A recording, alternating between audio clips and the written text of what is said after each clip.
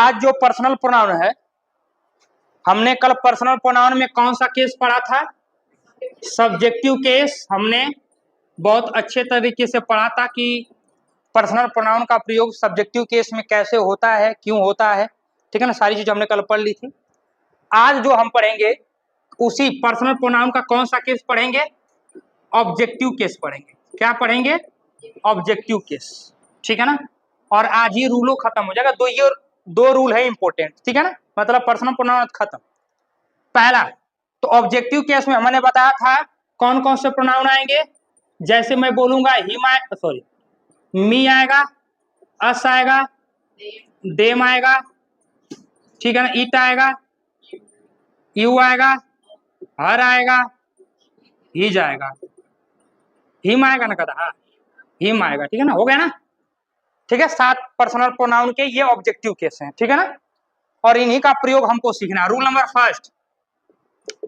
Number first क्या कहता है कि हमेशा याद रखिएगा एक वर्ब के बाद या एक प्रेपोजिशन के बाद, एक प्रेपोजिशन के बाद, एक वर्ब के बाद या एक प्रेपोजिशन के बाद हमेशा क्या आता है? हमेशा आता है आपका ऑब्जेक्टिव केस, ठीक है ना। ये बात हमेशा याद रखिएगा, ठीक है ना। एक प्रेपोजिशन के बाद या एक वर्ब के बाद हमेशा कौन सा केस हमें प्रयोग करना है? ऑब्जेक्टिव केस लगाना है, ठीक है ना। कहीं पर भी आपको मेन वर्ब दे, जैसे मैं बोल दूं एग्जाम्पल में आई विल, ठीक है ना, आई विल ही, क्या ये सेंटेंस सही है? नहीं ना सही है। कहाँ है कि सर आई जो है ये सब्जेक्ट है, विल हमारी क्या हो जाएगी? वर्ब हो जाएगी, ठीक है ना। और यहाँ हिम क्या है हमारा सर? मेन वर्ब के बाद, मतलब वर्ब के बाद हमेशा क्या आता है? वर्ब के बाद हम बोले हैं हमेशा कौन सा केस आएगा? ऑब्जेक्ट। सर वो, ठीक है ना। अरे sorry, I will help him होगा ना, सॉरी यहाँ गड़बड़ हो गया ना। आई विल हेल्प हिम होगा, हम आधा लिखे, I will help him. Sir यहाँ जो वर्ब के बाद आपने बताया है कि किसी भी वर्ब के बाद हमेशा ऑब्जेक्टिव केस आना चाहिए। सर वर्ब तो हमारी विल और हैव है, इसके बाद क्या दिया था? ही दिया था कि ना दिया था? तो ये बताइए कि आई विल, जब यहाँ वर्ब आपको मिल गई है, जब वर्ब है तो वर्ब के बाद हमेशा कौन सा केस आएगा? ऑब्जेक्टिव। मगर यहाँ हम क्या लिखे हैं? सब्जेक्टिव। तो यहाँ पे क्या हो जाएगा? ये गलत होगा, यहाँ पे ही नहीं होगा, यहाँ पे क्या हो जाएगा? हिम हो जाएगा, ठीक है ना। यही बात आपको दिमाग में, और ऐसे ही एरर देगा, यही क्वेश्चन देगा। आई बात सुन में ना। तो कभी भी वर्ब के बाद या कोई प्रेपोजिशन दे दे, जैसे टू हुआ, ऐसे करके कुछ भी दे दे, ठीक है ना, तो वहां हमेशा क्या होगा? हमेशा ऑब्जेक्टिव केस लगाना है। और एग्जामिनर आपको जानबूझ के कौन सा केस देगा? सब्जेक्टिव देगा या पोसेसिव प्रोनाउन देगा, ठीक है ना, या रिफ्लेक्स, कुछ भी देगा, वो हमेशा जानबूझ के देगा। मगर आपको हमेशा कौन से केस में रखना है? ऑब्जेक्टिव केस में रखना है, ठीक है ना। Rule number first. अब नोट करेंगे रूल नंबर सेकेंड। अगर समझ में नहीं आएगा तो पूछ लीजिएगा, क्योंकि आसान है। एक वर्ब के बाद या एक प्रेपोजिशन के बाद हमेशा किस केस का प्रयोग करना है? हमेशा ऑब्जेक्टिव केस का प्रयोग करना है। रूल नंबर 2, ठीक है ना। एक वर्ड आता है लेट, LET, लिखवा नहीं रहे, ठीक है ना, बस शॉर्टकट हम बता रहे हैं, ठीक है ना। एक लेट आता है वर्ब, मतलब एक वर्ब आती है कौन सी? लेट, ठीक है ना। एक वर्ड आता है लेट। किसी भी वाक्य में ध्यान सुनिएगा, किसी भी वाक्य में अगर लेट शब्द मिल जाए, LET लेट शब्द मिल जाए, तो याद रखिएगा लेट के बाद हमेशा कौन सा प्रयोग करना है? केस। हमेशा ऑब्जेक्टिव केस लगाना है। कौन सा केस लगाना है? ऑब्जेक्टिव केस लगाना है। आई बात समझ में। कभी भी आपको लेट शब्द मिल जाए तो हमेशा कौन सा केस लगाना है? ऑब्जेक्टिव केस लगाना है। जैसे एग्जाम्पल में हम बात करें, मैं दे दूं एक सेंटेंस, लेट ही गो, लेट ही गो दे दिया ना, लिखा गया ना लेट ही गो। क्या ये सेंटेंस सही है कि गलत है? गलत है ना। काहे गलत है? काहे कि सर जी ई आ गया लेट, और आपने बोला है कि लेट के बाद, आफ्टर, लेट के बाद हमेशा कौन सा केस आना चाहिए? Objective case. मगर यहाँ पे क्या दिया है? ही दिया है ना। ही कौन सा केस होता है? Subjective case. तो यहाँ ही नहीं होगा, ही की जगह क्या हो जाएगा? हिम होगा। Let him go. बात में आई बात समझ में ना, कोई दिक्कत? चलिए मिटा दे ऊपर वाला। रूल नंबर 3, रूल नंबर 3 इसको लिखेंगे, लिखिएगा। जब, क्योंकि लिखना जरूरी है, जब किसी वाक्य में, जब किसी वाक्य में एक ऑब्जेक्ट अन्य अन्य वाक्य के दूसरे ऑब्जेक्ट के बारे में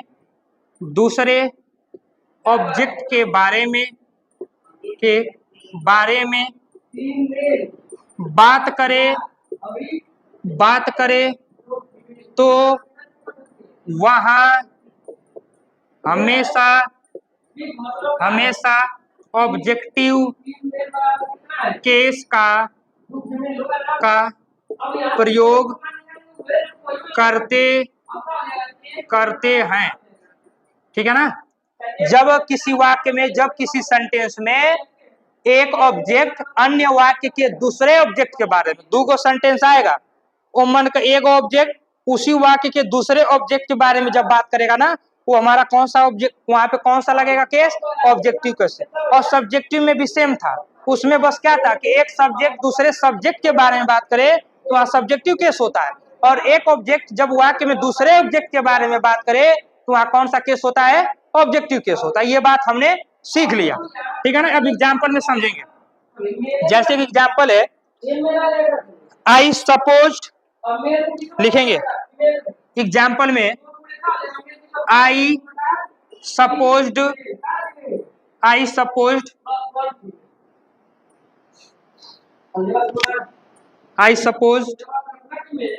Ram, I supposed Ram to B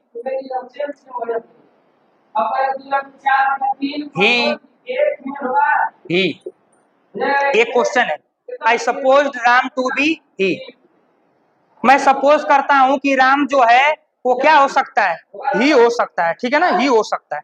अब ये बताइए कि ये कह रहा है कि मैं सपोज कर रहा हूं कि जो राम है, मतलब मैं सपोज कर रहा हूं कि वो जो राम है ना वो क्या हो सकता है? वो मतलब ही हो सकता है। ये बताइए ये सब्जेक्ट है कि नहीं है, ये वर्ब है कि नहीं है। और एक सब्जेक्ट और वर्ब, हमने अभी बताया पहले रूल में कि एक वर्ब के बाद हमेशा कौन सा केस आता है, ऑब्जेक्टिव केस आता है। तो यहाँ राम कौन सी है, ऑब्जेक्ट है कि नहीं, ऑब्जेक्ट होगा ना, काहे कि एक वर्ब के बाद हमेशा ऑब्जेक्टिव केस आता है। तो हमने बोला है कि एक वाक्य में जब एक ऑब्जेक्ट वाक्य के दूसरे ऑब्जेक्ट के बारे में बात करे वहां हमेशा कौन सा केस होता है, ऑब्जेक्टिव केस। दूसरी बात की अभी यहाँ पे भी ऑब्जेक्टिव केस हुआ, का है कि हमारा कौन क्या है, प्रेपोजिशन है कि नहीं है। मगर देख रहे हैं कि sir ji I suppose Ram, मैंने राम को सपोज किया उसके जैसा, तो वो अभी ऑब्जेक्टिव है, वो भी जैसे आई सपोज राम, मतलब मैं राम को उसके जैसा सपोज कर रहा हूँ। तो राम और वो दोनों कहाँ है, बराबर है, उनको दोनों एक ही जैसा है, सपोज कर रहा हूँ। तो जब राम ऑब्जेक्टिव में है तो ही किस में होगा, ऑब्जेक्टिव में होगा ना। तो ही की जगह कौन सी हो जाएगा, यहाँ हिम हो जाएगा। बस बात खत्म। आई बात समझ में ना, कि जब एक ऑब्जेक्ट का, ठीक है ना, एक ऑब्जेक्ट जब दूसरे ऑब्जेक्ट के बारे में बात करता है तो वो हमेशा किस केस में होगा, ऑब्जेक्टिव केस में। आगे पीछे हो सकते हैं, हो सकता है यहाँ पे ऑब्जेक्टिव दे, यहाँ पे सब्जेक्ट, अपना चेक कर लेंगे। ठीक है ना, आई बात समझ में। चलिए एक और एग्जाम्पल है कि पहले वो करवा ही दे, एक रूल नंबर और लिख ले तो कुछ बाद एग्जाम्पल कराते हैं। ठीक है ना, मिटा दें, नोट करो नोट करो।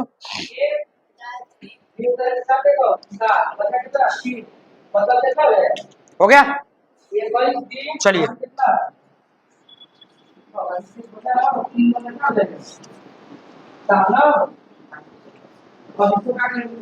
लास्ट है एकदम, रूल नंबर 4। रूल नंबर 4, कुछ वर्ड आते हैं, जैसे कुछ वर्ड हम बोल सकते हैं, कुछ वर्ड आते हैं, जैसे हो गया लाइक, अनलाइक, अनलाइक, ठीक है ना, अनलाइक हो गया, बट हो गया, चाहे बट, सॉरी बट फॉर कर सकते हैं, सॉरी बट फॉर, ठीक है, लाइक, अनलाइक, बट फॉर, और क्या हो सकता है, हाँ एक्सेप्ट हो सकता है, सॉरी EXCPT एक्सेप्ट हो सकता है या एक्सेप्ट फॉर हो सकता है, एक्सेप्ट फॉर हो सकता है।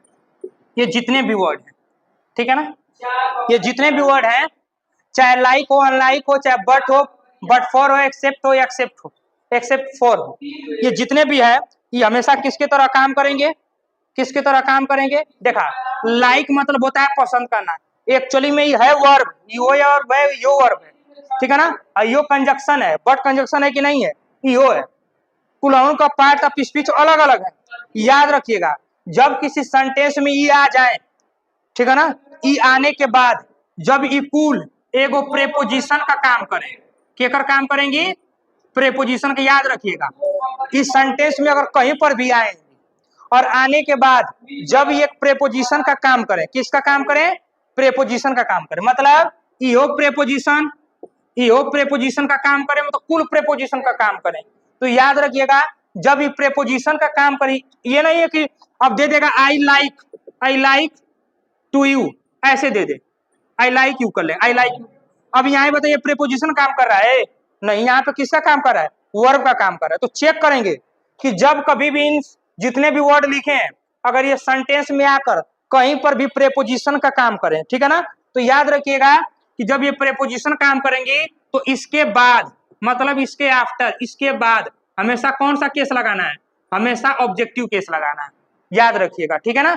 जब ये शब्द मिलेंगे, like, unlike, but for, except, except for, ठीक है ना, इतने शब्दों में से कोनो मिल जाए तो एक प्रेपोजिशन का तरह काम करें, तो उसके बाद हमेशा कौन सा केस लगाइएगा, ऑब्जेक्टिव केस लगाइएगा। एनी डाउट, कोई दिक्कत ना है ना, ठीक। एक एग्जांपल ले लें, जैसे सी लुक्स लाइक, लिख लिएगा, she looks like, she looks like I या मी, ये दोनों क्वेश्चन है, आई या मी, ठीक है ना। अब बताइए कौन सा सही होगा, मी। कहा है कि देखिए, सी सब्जेक्ट हो जाएगा, लुक्स हमारी क्या हो जाएगी, यहाँ पे मेन वर्ब का काम कर रही है कि नहीं कर रही है, मेन वर्ब की 5वीं फॉर्म है। और यहाँ लाइक जो है, अब यहाँ जब मेन वर्ब आ गई तो कंफर्म है कि सब्जेक्ट वर्ब, और जब लाइक आ गई है तो लाइक जो शब्द है ये किसी प्रोनाउन से पहले आएगा। तो जब नाउन प्रोनाउन से पहले कौन शब्द आते हैं वो हमारे कौन से वर्ड कहलाते हैं, कौन से पार्ट ऑफ स्पीच, प्रेपोजिशन कहलाते हैं। तो इसका मतलब लाइक यहाँ किसका काम कर रहा है सर जी, यहाँ वर्ब का नहीं, ये प्रेपोजिशन का काम कर रहा है।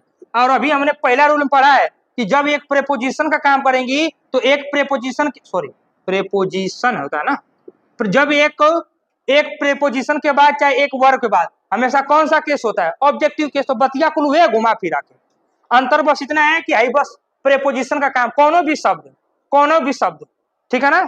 अगर एक वर्ब का काम न करके प्रेपोजिशन का काम करे, ऐसे प्रेपोजिशन का काम करे, तो याद रखिएगा उसके बाद हमेशा कौन सा केस उपयोग करेंगे, ऑब्जेक्टिव केस। यहाँ आई नहीं होगा, यहाँ कौन सा होगा, मी होगा। कोई दिक्कत, डाउट नहीं है ना, ठीक है। तो इतने शब्द याद, और भी हो सकते हैं बट इतने इंपॉर्टेंट है, इसको याद रखेंगे, ठीक है ना। है वर्ब में, तो वर्ब में कहाँ लगेगा दहा, वर्ब में तो वर्ब हो जाएगी वो करीब, तब ऑब्जेक्टिव केस में कही। अगर हाँ ये हो सकता है, अगर कभी भी जैसे ये लाइक दे दे, यहाँ दे दे लाइक, तो सी लाइक्स, सॉरी यहाँ लाइक्स होगा, सी लाइक्स, तभी भी हमारा क्या होगा, मी होगा। अगर वर्ब का काम करे तब वो मी होगा। कहा है कि एक वर्ब के बाद, अभी हमने पढ़ा रूल नंबर पहला कि एक वर्ब के बाद और एक प्रेपोजिशन के बाद हमेशा कौन सा केस आता है, ऑब्जेक्टिव। बतिया कुल चकान है तो पकड़े चाहे तो घुमा फिरा के कुल हुए होता है। लैंग्वेज जो होती है ना, बस आपकी बस थोड़ा सा ध्यान देने की बात है। अब ये नहीं है कि बहुत ट्रिकी चीजें होती है, बस तनी से ध्यान, कुल घुमा फिरा के कई चीजें होती है, बनाया रहता है कुल घुमा फिरा के। बस ये है कि समझने के कॉन्सेप्ट होते हैं, अब वे कॉन्सेप्ट को समझते हैं, ठीक है ना। वो एक कॉन्सेप्ट को क्या करते हैं, समझते हैं। आई बात समझ में, वो हमारा ऑब्जेक्ट ग्रामर होता है बस में। और ग्रामर का ध्यान रखिए, ग्रामर का नॉलेज रखेंगे तो बहुत सही है, ठीक है ना। नहीं तो जितने भी कॉम्पिटिटिव एग्जाम होंगे, ठीक है ना, जितने भी कॉम्पिटिटिव एग्जाम आने वाले हैं, चाहे होंगे आपके भविष्य में, आपके समय, उसमें इंग्लिश वेरी इंपॉर्टेंट सब्जेक्ट, बहुत ही महत्वपूर्ण सब्जेक्ट हो जाएगा अंग्रेजी। कहा कि हर एग्जाम में कुछ ही ऐसी प्रतियोगी परीक्षाएं हैं जिनको छोड़ के बाकी ऑल इंडिया जितने भी एग्जाम्स होते हैं अच्छे रैंक के, उन सब में इंग्लिश को क्या कर दिया है, कंपलसरी कर दिया। जो अच्छे रैंक के नौकरियां होती हैं, सब में इंग्लिश कंपलसरी कर दिया है। बात सुनाई, ठीक है ना? ठीक, चलिए अब हम बात करेंगे कि कोनो दिक्कत ना नहीं आता। चलिए लास्ट खत्म पर्सनल प्रोनाउन, बस रूल हेडिंग डालिए, रूल बड़ा रूल, ठीक है ना? रूल नियम, अरे यार पूरा खराब, कौनो चलना रहा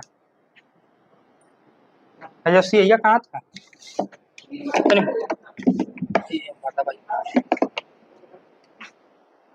मन भरो, आगे पीछों भरना दूसरी हो, ठीक है ना? और रूल यानी नियम। अब पर्सनल प्रोनाउन के हम लोग नियम पढ़ेंगे, रूल पढ़ेंगे, ठीक है ना? और दुइये रूल होता है इंपोर्टेंट, बस दुगो है, वो कई बार पर्सनल प्रोनाउन का हो जाएगा, खत्म हो जाएगा, ठीक है? बैठ जाऊंगा। फॉर लिखेंगे, फॉर पॉजिटिविटी, पॉजिटिविटी, यूनिटी, ठीक है ना? और सिंगुलर प्रोनाउन, सिंगुलर प्रोनाउन, ठीक है ना? रूल नंबर 231, रूल नंबर 231 क्या है? जान जाइए, पहले जान लीजिए, ध्यान दीजिए। 231, 231 का मतलब होता है, दू का मतलब होता है कौन सा पर्सन? सेकेंड पर्सन, यानी कौन हो जाएगा? यू। थर्ड का मतलब थर्ड पर्सन, कौन हो जाएगा? ही, सी, इट, दे, ये कुल थर्ड पर्सन हो जाएंगे। और फर्स्ट पर्सन का मतलब क्या होता है? आई और वी। इनको याद रखेंगे। 231 का मतलब ये नहीं है कि कुछ और है बहुत। 231 का मतलब कि सेकेंड पर्सन, थर्ड पर्सन और फर्स्ट पर्सन, ठीक है ना? यहाँ पे लिख दिए हैं सेकेंड, थर्ड, फर्स्ट। अब एक मतलब होता है क्या? बड़े दिमाग सुनिए, मतलब वेरी वेरी इंपॉर्टेंट, मतलब बहुत ज्यादा इंपॉर्टेंट है। एक और क्वेश्चन ऐसा कौन एग्जाम नहीं है कि मैं क्वेश्चन ना देगा, एकदम गारंटी सहित लिखवा लीजिए, एक और क्वेश्चन पूछ देगा, गारंटी 1 नंबर में। रूल नंबर 231 कहता है कि जो ये प्रोनाउन है, 231 वाले जो प्रोनाउन है पर्सनल प्रोनाउन, वो कब लगेगा? 231 पॉजिटिविटी के लिए। पॉजिटिविटी का मतलब होता है सकारात्मक के लिए। यूनिटी का मतलब होता है एकता के लिए। और जब कभी भी प्रोनाउन आपका सिंगुलर हुआ, क्या हुआ? सिंगुलर, मतलब कि इनमें से ऐसा प्रोनाउन जो पॉजिटिविटी को बताए, किसको बताए? कोई भी ऐसा वाक्य देगा, कोई भी ऐसा सेंटेंस जो सकारात्मक सेंस दे रहा होगा। कैसा सेंस देगा? सकारात्मक। वो अगर वाक्य कौन दे दिए, अगर वाक्य पढ़ने के बाद लगेगा कि मन पॉजिटिव बातें की गई है, सकारात्मक बात की गई है, अगर वो सेंटेंस में यूनिटी, एकता का बोध हो रहा है, एकता का मतलब कुल मिलजुल के काम कर रहे हैं, अच्छा काम कर रहे हैं, या वो प्रोनाउन में जो प्रोनाउन आए होंगे अगर वो कैसे होंगे? सिंगुलर हो गए, तो याद रखिएगा वहां पे रूल नंबर क्या लगाना है? 231 लगाना है, ठीक है ना? क्या बताया कि जब कोई भी ऐसा वाक्य जिसमें सकारात्मक बातें बताई गई होंगी, प्रोनाउन होगा, प्रोनाउन के साथ में वो वाक्य जो होगा पॉजिटिव सेंस दे रहा होगा, पढ़ने के बाद लगे सकारात्मक, हमसे उसका निष्कर्ष जो निकलेगा वो सकारात्मक निकले, वो मन एकता का बोध हो, ठीक है ना? एकता का बोध हो, मिल के काम कर रहे होंगे। और या तो वो जो प्रोनाउन मनाए होंगे अगर सिंगुलर होंगे, जैसे ही दे देगा, सी दे देगा, इट, दिस, दैट, कुछ भी जो प्रोनाउन हो, अगर उकुल होंगे, सिंगुलर प्रोनाउन होंगे, तो हमेशा कौन सा रूल लगाइएगा? 231 लगाइएगा। आई बात समझ में? जैसे अब एरर एग्जाम में क्वेश्चन कैसे देगा, जैसे बोल देगा आई, ठीक है ना? अच्छा, ये एक एग्जाम्पल से आपने थोड़ा समझ लीजिए इसका मतलब क्या होता है। जैसे मान लीजिए परीक्षा में पास हो गए, ठीक है ना? आपने कोई एग्जाम दिया, बढ़िया नौकरी का एग्जाम दिया, आप परीक्षा में पास हो गए। देखिए समझे कैसे होता है 231। मान लीजिए आप परीक्षा में पास हो गए और आपने मिठाई मार्केट से खरीदा 3 किलो, ठीक है ना? और आप गए उस अध्यापक के पास जो आपको पास कराने में आपकी सबसे बड़ी भूमिका निभाई है, जिसने कठिन परिश्रम किया है। हाँ, चुपचाप बैठा, 8 बजे ले हिले के ना है, झलुआ झूलेगी बस जाके। चुपचाप बैठे ला, चाचू घरे ना जाए, या नकारात्मक सेंटेंस अपना लो अपने दिमाग में, ठीक है? तो मान लीजिए मिठाई खरीदा आपने बाजार से 3 किलो और उस अध्यापक के पास गए जो अध्यापक आपको पास कराने में अपनी भूमिका निभाई है। आप जाने के बाद अध्यापक के पास जाएंगे, ठीक है ना, तो अपने पास होने का श्रेय कैसे देंगे कि सर सबसे पहले मेहनत किया मैंने, फिर उसके बाद किया आपने, और फिर बात किया फलाना लोग ने। ये चीज सही होगा कि गलत होगा? अगर मान लीजिए मैं टीचर हूँ, आप हमारे पास कोई आया, आप इसमें से कोई आया, आप ही में लोगों में से कोई आया हमारे पास मिठाई लेके, तो आप क्या बोलेंगे कि सबसे पहले आप अपने को श्रेय देंगे कि जो टीचर आपके लिए मेहनत किया उसको श्रेय देंगे? जो टीचर मेहनत किया उसको देंगे ना। पहले जो आपके लिए मेहनत किया पहले उसको देंगे कि सर आपने, यानी सेकेंड पर्सन, सर उसने यानी थर्ड पर्सन, और बाद में कौन? सर मैंने मिलके मेहनत किया है, तब मैंने परीक्षा क्या किया है? पास किया है। तो हमेशा पहले सामने वाला 231 में समझ लीजिएगा, 231 में हमेशा सामने वाले को पहले मान्यता देनी है, फिर वो तीसरे वाले को मान्यता देनी है, और लास्ट में जाकर अपने वाले को, अपने आप को मान्यता देनी है। तब वो हमारा क्या कहलाती है? पॉजिटिविटी कहलाती है। ये नहीं है कि पहले मैं खाऊंगा। मान लीजिए गेस्ट आ गए घरे, तो पहले आप खाते हैं कि पहले सामने वाले को खिलाते हैं? अरे नहीं ना कि पहले लेकर बैठ जाते हैं। हाँ, इम्पॉसिबल, ठीक है ना। अब मान लीजिए तिलकौल करवा गए घरे, तो ये थोड़ा ना है कि आपको देखने के लिए आए हैं तो मिठाई उठाई है तो पहले तू ही मारने लगोगे, ऐसा तो नहीं है।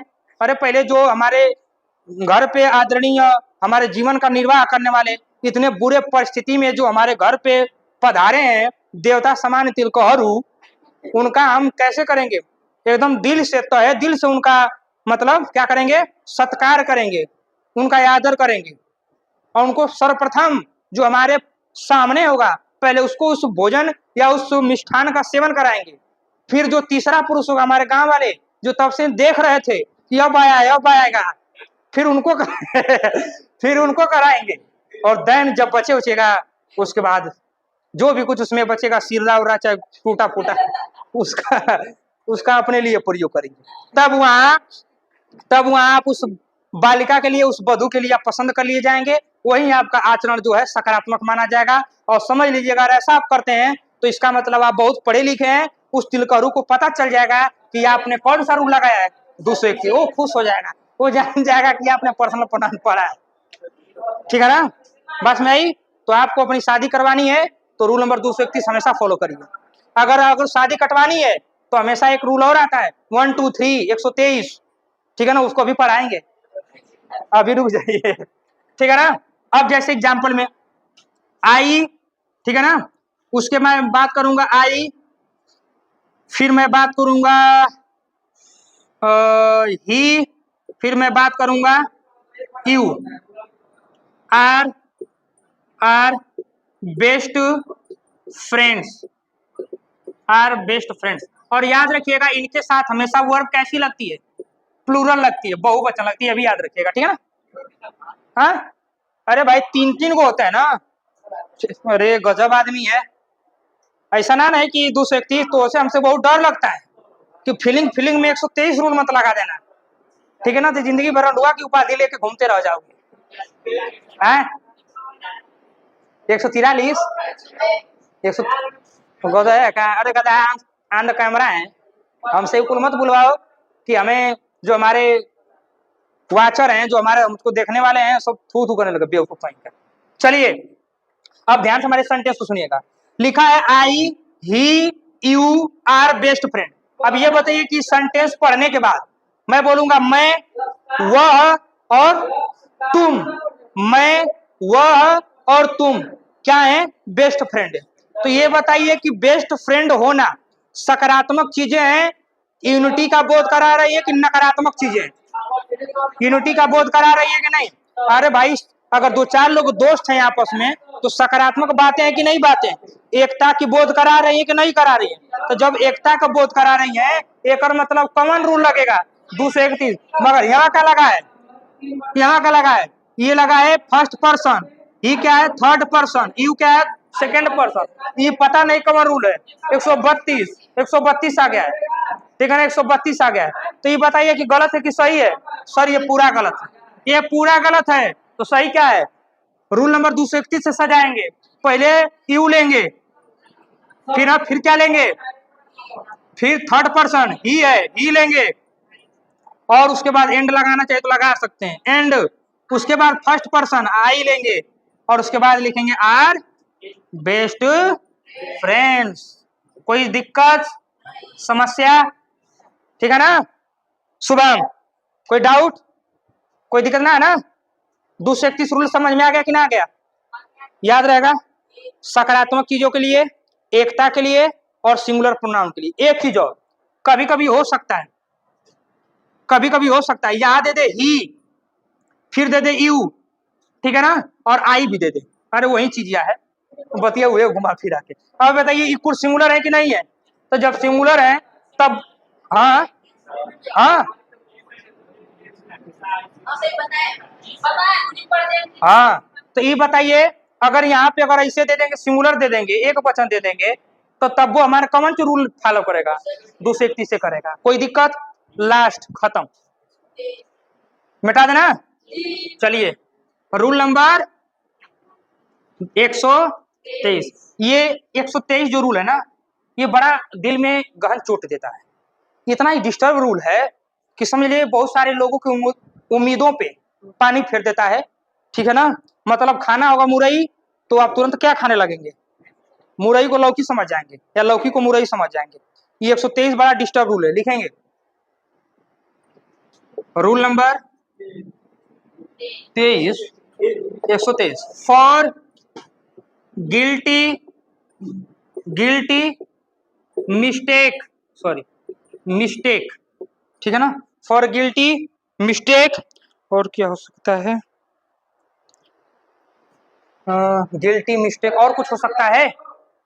फॉर गिल्टी मिस्टेक, और क्या लगा सकते हैं? ये यस है। फिर क्राइम कर सकते हैं, क्राइम, ठीक है ना, क्राइम, नेगेटिविटी, नेगेटिविटी, नेगेटिविटी, ठीक है ना। बस और कुछ नहीं है ना, बस इतने, ठीक है ना। ETC, ठीक है ना, ETC, ठीक है ना, ETC कर सकते हैं। आप सुनिए, हाँ हाँ हाँ, वो चोरी वोरी कुल हो सकता है, कुल यही में आएगा ना, क्राइम, क्राइम में कुल आ जाएगा। आप सुनिए 123 रूल कहाँ लगाना है सर? 123 का मतलब क्या होता है? फर्स्ट पर्सन आई और we, you second person, third he she it और दे। कब करना है? कि जब किसी वाक्य में गिल्टी हो, गिल्टी मतलब अफसोस, किसी वाक्य में मिस्टेक हो, गलती, किसी वाक्य में कोई व्यक्ति क्राइम कर दे, गोली मार दे, मैं तुम वह गोली मार दिए मिलके, तो क्राइम हो जाएगा। नेगेटिविटी हो, नेगेटिविटी का मतलब कौनो नकारात्मक चीज, दुनिया का कौनो नकारात्मक चीज। हमेशा अगर उस सेंटेंस में नकारात्मक बातें की गई हैं, उस सेंटेंस नकारात्मकता का बोध दिला रहा है, तो दिमाग में बात बैठा लीजिएगा, सकारात्मक चीजों में 231 और नकारात्मक चीजों में हमेशा कौन सा रूल लगाते हैं? 123। That is the rule of personal pronoun, ठीक है ना। कोई दिक्कत? हमेशा नकारात्मक चीजों के लिए कौन सा रूल लगाएंगे? 123। एग्जाम्पल लिखेंगे, लिखिए तनिता। लिखेंगे, हाँ लिखिएगा। You and I, you and I have committed a crime, committed a crime। हो गया, हो गया ना। अब बताइए कि इस सेंटेंस में कह रहा है कि तुम और मैं क्राइम को कमिटेड कर रहे हैं, मतलब क्राइम कर रहे हैं, इसे मान लीजिए क्राइम कर रहे हैं। तो ये बताइए कि जब क्राइम की बात कर दिया है, तो क्राइम की बात करने पे कौन रूल लगाते हैं? अब ये नहीं है कि तीनों को आएंगे, हो सकता है कि दुइयों को आएंगे, दो को से कम नहीं होंगे, हमेशा तीन को आएंगे, ठीक है, दो गो तीन गो, दो को से कम ना हो, दुइयों को प्रोनाउन आ सकते हैं। तो 123 लगेगा, तो पहले कौन को रखेंगे? आई को, ठीक है ना। उसके बाद क्या लगाएंगे? एंड। उसके बाद सेकेंड पर्सन कौन है? यू, तो लिखेंगे यू, और अगर बात को लगा देंगे हैव कमिटेड ए क्राइम, बस खत्म। कोई दिक्कत नहीं ना। अब आप सबके लिए एक होमवर्क दे देते हैं, ऑनलाइन वालों के लिए भी और ऑफलाइन वालों के लिए। घर से सोच समझ के लाइएगा उसका उत्तर क्या होगा, ठीक है ना। और बाकी क्लास खत्म करते हैं, कल हमारा नए प्रोनाउन के बारे में बात करेंगे, ठीक। और इससे क्वेश्चन सब आएगा CHS वाले में, ठीक है ना। चलिए होमवर्क, सबके लिए, ऑनलाइन ऑफलाइन सबके लिए लिखेंगे I you see can manage this situation, can manage this situation it is your homework. ठीक है ना, आपको सही करके लाना है।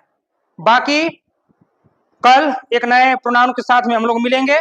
ठीक है ना, और इस वीडियो को ज्यादा से ज्यादा शेयर और सब्सक्राइब करिएगा। Thank you, have a nice day. जय हिंद, जय